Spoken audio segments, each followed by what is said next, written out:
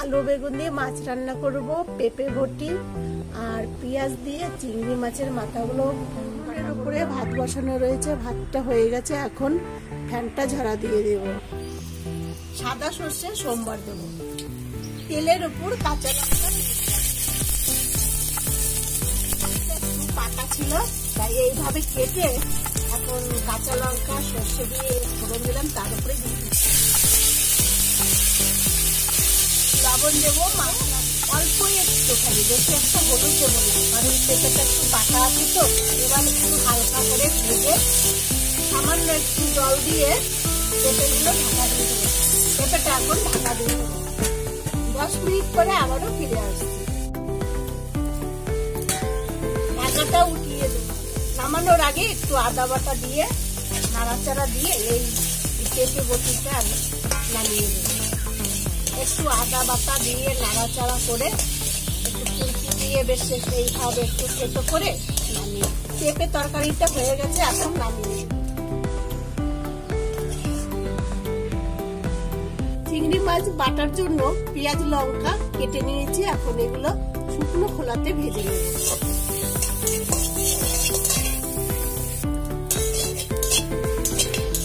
পেঁয়াজ লঙ্কা ভাজা হয়ে গেছে, এখন উঠিয়ে নেব। সরষের তেল গরম হয়ে গেছে, চিংড়ি মাছগুলো হলুদ লবণ মাখিয়ে তেলের উপরে সুন্দর করে ভেজে নেব।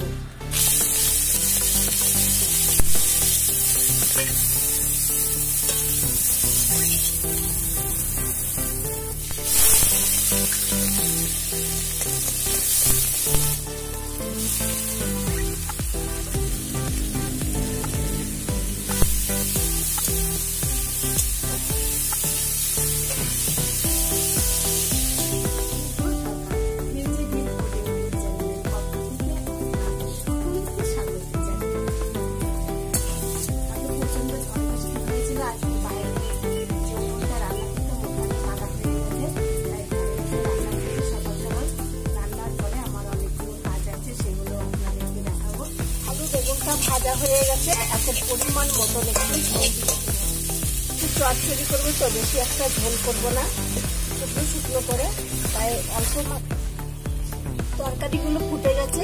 কালকের মাছ ছিল, সেই মাছটা এখন দিয়ে দেবো। মাছ দিয়ে আরেকটু তরকারিটা ফুটিয়ে নেব, তারপরে একটু জিরের গুঁড়ো দিয়ে মাছগুলো শিলনোড়ার উপরে নিয়ে নিয়েছি। আগে মাছটা ভালো করে কেটে নেব একটু মিহি করে, তারপরে পেঁয়াজ লঙ্কা গুলো দিয়ে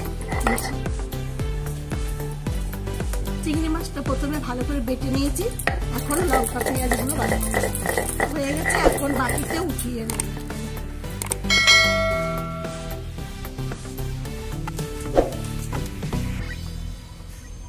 ওইটা হচ্ছে রান্নাঘর, আর রান্নাঘরে থেকে এই ঘরে আসার জন্য ইট পেতে একটু ঢালাই করে রাস্তা তৈরি করা হচ্ছে।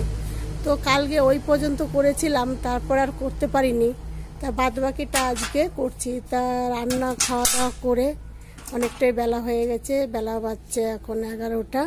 দেখুন প্রচণ্ড রোদ উঠে গেছে, মানে এত গরম লাগছে। কালকে আবার ঝড় বৃষ্টি হয়েছিল, ঝড় বৃষ্টির পরে রোদ উঠেছে, আর এত গরম লাগছে সে কি আর বলবো।